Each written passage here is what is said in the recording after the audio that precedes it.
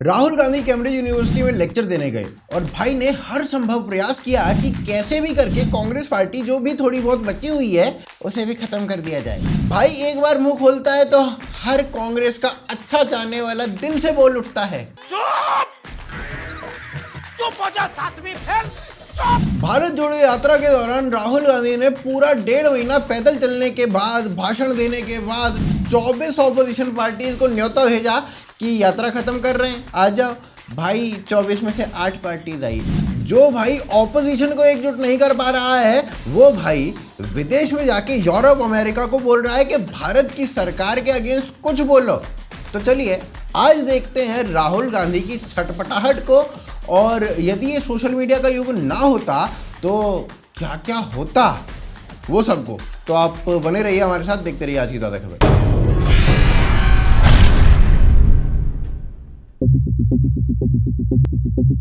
राहुल गांधी ने Cambridge university में अपना लेक्चर दिया और भाई साहब यहाँ के हर कदम कदम पर धरती बदले रंग। जब राहुल गांधी यहाँ से गए तब ऐसे प्रचार किया गया कि मानो कितना बड़ा मौका मिला हो एक भारतीय को। फिर भाई साहब की वहां जाते ही लुक फोकस में आ गई एंड आई वॉज लाइक, अभी तो भाई तपस्वी था, अभी भाई डूड हो गया। भाई कैम्ब्रिज गया तो पता चला कि कैम्ब्रिज में तो जॉर्ज सोरोस डोनर है और जॉर्ज सोरोस ने प्रतिज्ञा ली है कि वो भारत से सत्ता परिवर्तन के लिए बिलियंस ऑफ डॉलर्स खर्च करने वाला है। अब लोग साला कोरिलेट करने में तेज हो रहे हैं। अच्छा, सोरोस की यूनिवर्सिटी है, लेक्चर दे रहा है राहुल गांधी, हाँ रिलेट करेंगे हम तो। हाँ ऐसा ही एक लेक्चर 2022 में भी राहुल गांधी का ऑर्गेनाइज किया गया था।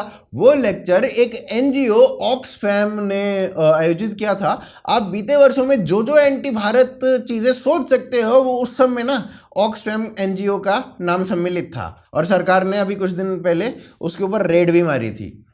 अब राहुल गांधी के 2022 के उस लेक्चर को और इस लेक्चर को अगर आप देखेंगे तो उनमें एक कॉमन कड़ी है, श्रुति कपिला। ये मैडम कैम्ब्रिज में प्रोफेसर हैं और द प्रिंट में इनके अनेकों आर्टिकल आते हैं।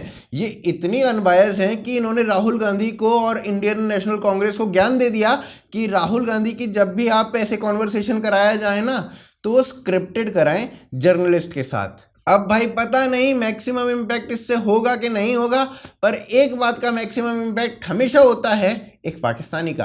राहुल गांधी को इंट्रोड्यूस कराने के लिए कैम्ब्रिज यूनिवर्सिटी में जो आया उसका नाम था कमाल मुनीर, और ये भाई साहब पाकिस्तानी है। अब इंडियन नेशनल कांग्रेस का ग्राउंड वर्क इतना तगड़ा है कि एक पाकिस्तानी को कह देते हैं कि जाओ राहुल गांधी को इंट्रोड्यूस कर दो, इसका बीजेपी मुद्दा बना लेती है। कहाँ कैम्ब्रिज गए थे भैया जी, 1-2 वोट बढ़ेंगे, कहाँ मुद्दा बन गया कि पाकिस्तानी के सामने भारत की बुराई कर रहा है राहुल गांधी। बताओ क्या ही वोट बढ़ेंगे रे इसकी।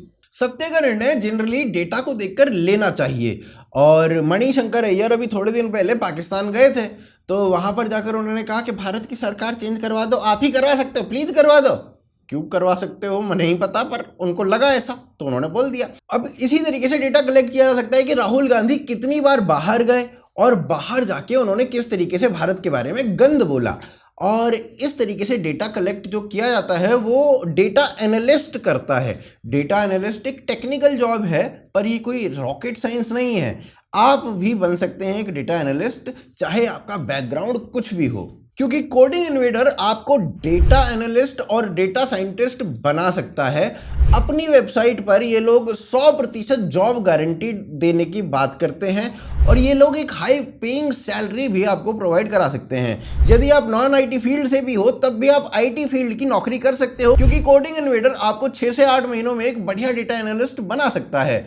आपको गारंटीड प्लेसमेंट ऑफर करती है कंपनी, और कहती है यदि प्लेसमेंट नहीं तो पैसा वापस। वेबसाइट पर 93% प्लेसमेंट ऑफर किया गया है। इनके कोर्सेज जॉब ओरिएंटेड हैं, क्योंकि सब अमेज़न, फिलिप्स, ZTV और डेलॉयट जैसे संस्थानों के बेस्ट एक्सपर्ट्स ने डिज़ाइन किए हैं। 20,000 से अधिक कैंडिडेट्स को 300 से अधिक प्लेसमेंट पार्टनर्स के थ्रू प्लेसमेंट मिली है, जहां कोडिंग इन्वेडर के अनुसार 10 से 25 लाख तक के पैकेजेस भी ऑफर हुए हैं।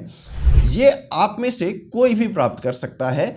इस जॉब गारंटीड कोर्स को ज्वाइन करने के लिए लिंक जो है वो नीचे डिस्क्रिप्शन में और पिन कमेंट में दिया गया है, और यदि आप हमारा कोड AKTK20 प्रयोग करते हैं तो 20% डिस्काउंट भी आपको मिलेगा।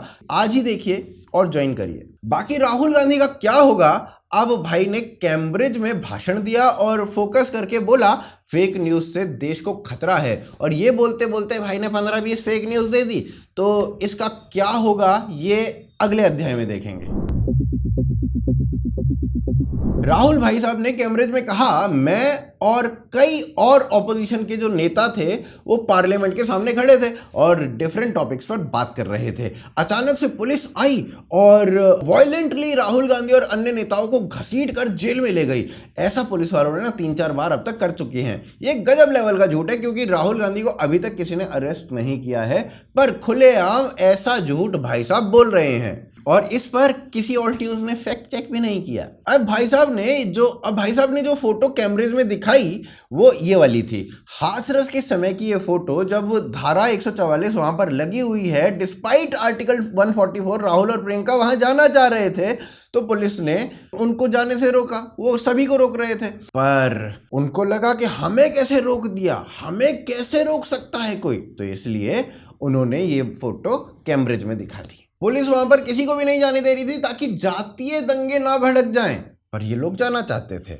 और यदि हाथरस मामले की जजमेंट को आप आज देखेंगे तो एक्सप्लिसिटली उसमें लिखा गया है कि विक्टिम के साथ कोई रेप नहीं किया गया। गैंग रेप की तो बात ही छोड़िए। कोर्ट ने माना कि लड़की ने किसी के दबाव में अपनी स्टेटमेंट दी थी और प्रियंका गांधी की टीम के ऑडियोज लीक हुए थे इस केस के मामले में, और वो कह रहे थे कि कंक्लूजन तक मत पहुंचना। कमाल की बात यह है कि एक लाइन में इतना झूठ और फेक न्यूज बोलते हुए राहुल जी फेक न्यूज देश को बर्बाद कर देगा जैसी लाइन भी बोल देते हैं। फिर राहुल जी ने कैम्ब्रिज में बोला, मेरे फोन में पेगासस था और ऐसे ही कई अन्य ऑपोजिशन वाले नेताओं के फोन में भी था, जबकि कोर्ट ने इस बात को पूर्णतः नकारा है कि इस बात का कोई प्रमाण नहीं है। फिर भाई साहब बोले कि मेरे ऊपर क्रिमिनल केसेस हैं, जिन बातों में कोई क्रिमिनल केसेस हो ही नहीं सकते उन बातों में भी मेरे ऊपर क्रिमिनल केस लगा रखे हैं।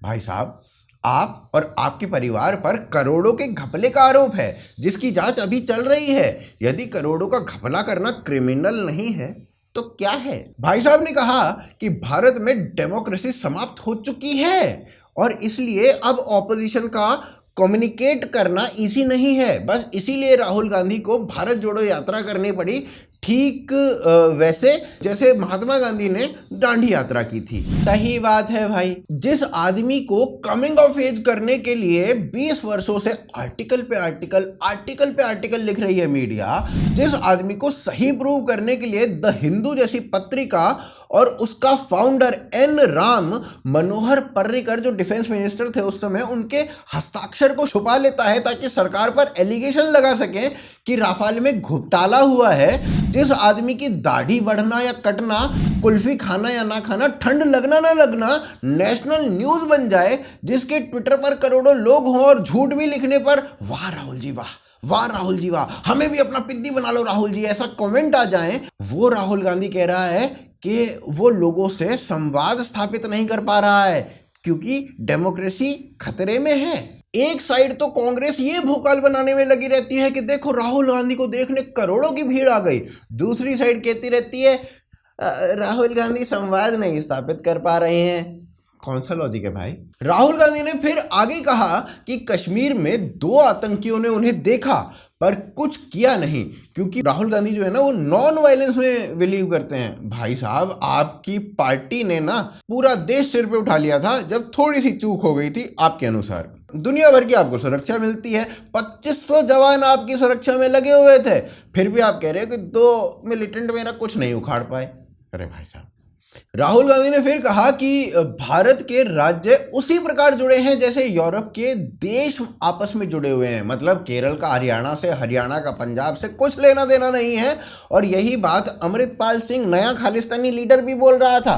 You will find that India is described as a union of states. There was no Bharat, there was no India before 1947. It's a union of states. अब भाई साहब हम इनको कुछ बोल दें तो एकदम से डेमोक्रेसी खतरे में आ जाएगी।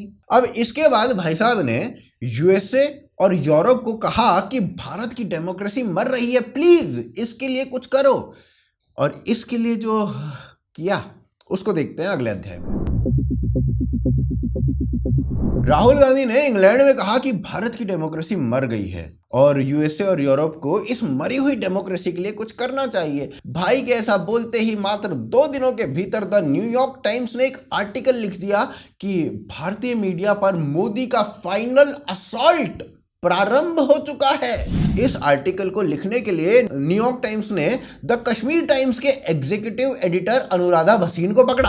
अनुराधा भसीन वेद भसीन की सुपुत्री हैं और Ved Bhasin loud and clear Kashmir को भारत से अलग करने के लिए लड़ रहा था। आईएसआई कॉन्फ्रेंस ऑर्गेनाइज कराता है और भसीन परिवार उन्हें अटेंड करता है और सोचिए कैसे विचार रखता होगा। अनुराधा के अनुसार आईएसआई और उसके द्वारा फंडेड फाई तो सही है पर रॉ सही नहीं है। फाई ने यूएस में अपना अपराध माना, 2 वर्ष की सजा भी हुई, पर अनुराधा जी उनके लिए बहुत अच्छा बोलती हैं। ऐसों को सपोर्ट करने वाले लोग भारत में डेमोक्रेसी मर गई जैसे आर्टिकल लिख रहे हैं।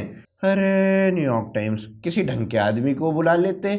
अब राहुल गांधी को सपोर्ट करने के लिए ऐसे ही आदमी मिलते हैं तो ये भी क्या करें बताइए। वैसे ये कोई पहला मौका नहीं था जब राहुल गांधी ने भारत की बुराई की थी विदेशी धरती पर, वो भी तब जब उन्हें उन्हीं के प्रियजनों ने इंदिरा का एग्जाम्पल देते हुए समझाया था कि नहीं यार ऐसे मतलब विदेशी धरती पर भारत की बुराई मत कर। 2017 में भाई साहब बर्कले में गए थे, यूनिवर्सिटी ऑफ कैलिफोर्निया में। वहां भाई साहब बीफ लिंचिंग फनाना ढिमकाना करने लगे थे। 2018 में भाई साहब बहरीन गए, वहां जाकर भारत के लिए कहा कि यहाँ तो सड़कों पर ऐसे ही वायलेंस होता रहता है। 2018 में ही भाई साहब सिंगापुर चले गए तो भाई ने वहां कहा अब भारत में कोई बोल नहीं पा रहा है, कुछ सुन नहीं पा रहा है, डेमोक्रेसी मर चुकी है। अभी दोबारा मर गई थी, तभी भी मर गई थी। चाहते क्या कर रहे हैं हमें समझ में नहीं आ रहा भाई। साला डेमोक्रेसी है कि नागिन मरती ही रहती है। 2022 में यूके गया ये भाई साहब और वहां जाके बोला कि भारत में वॉइस को क्रश किया जा रहा है, सीबीआई ईडी पाकिस्तान की जैसे बिहेव कर रहे हैं। अरे भैया बहुत बढ़िया। भाई जब भी बाहर गया भारत के बारे में घटिया ही बोल के आया। कमाल की बात ये कि पहले भारत के ऑपोजिशन को कोई बाहर नहीं बुलाता था, अभी अचानक से सब भारत के ऑपोजिशन को बाहर बुलाने लग गए हैं। और तो और सारी विदेशी पत्रिकाएं भारत के ऑपोजिशन की ही भाषा बोल रही हैं। क्यों? परंतु फिर भी आपको चुप रखा जा रहा है, अपने आप को चुप रखना है और जॉर्ज सोरोस का नाम भी नहीं लेना है क्योंकि उसका नाम लेते ही भारत की डेमोक्रेसी फिर मर जाएगी। तो भाई बात ऐसी है कि डेटा तो यही कहता है कि राहुल गांधी जी की पुरानी बीमारी है कि बाहर जाके भारत की बुराई करेंगे। और इसी तरीके से आप भी डेटा एनालिस्ट बनना चाहते हैं, डेटा को एनालाइज करना चाहते हैं तो भाई कोडिंग इन्वेडर का जो लिंक है वो नीचे पिन कमेंट में और डिस्क्रिप्शन में आपको मिल जाएगा, तो आप उनको ट्राई कीजिए और बन जाइए डेटा एनालिस्ट। आप देख रहे थे आज की ताज़ा खबर। जय हिंद, जय भारत।